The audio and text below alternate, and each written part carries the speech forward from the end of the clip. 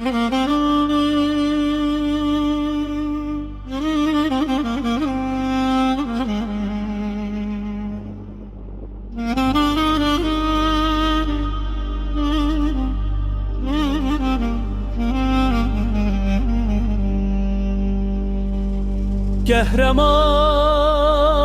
ruhlar, səhərlər doğar güneş dağların başında. Senin izlerin qalar her daşın altında. Bayrağımız dalgalanır, göylerde ucalır, adınla nefes alır bu torpak, bu halk, bu yar.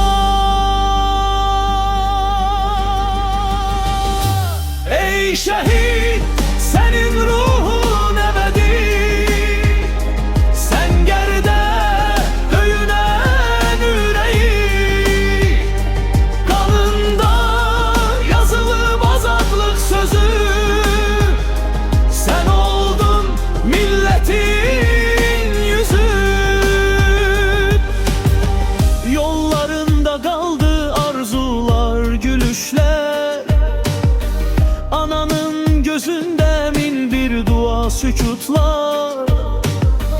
Lakin seni unutmaz bu halk, bu vətən adınla böyür her körpe, her genç, her beden. Ey şehit, senin ruhun ebedi, sen geride döyünen yüreği, kanında yazılı azatlık sözü, sen oldun milletin yüzü. Göyde ulduzsan yerde nur, ebediyet seninle gurulur. Qaydelebe sesinde sensen, şehidim sensiz bu torpak susar belki de. Dalgalan bayrağım, başı dik dur, bu torpak şehidinle gururludur. Ruhlarınızla yaşar Azerbaycan, siz bizim kalbimizde ebedilik an.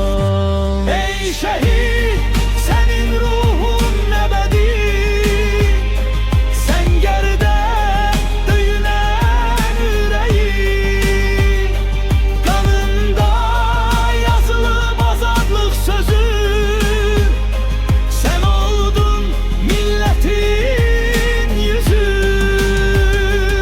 Ey şehit, senin ruhun ebedi, sen geride döyünen yüreği, kanında yazılı azatlık sözü, sen oldun milletin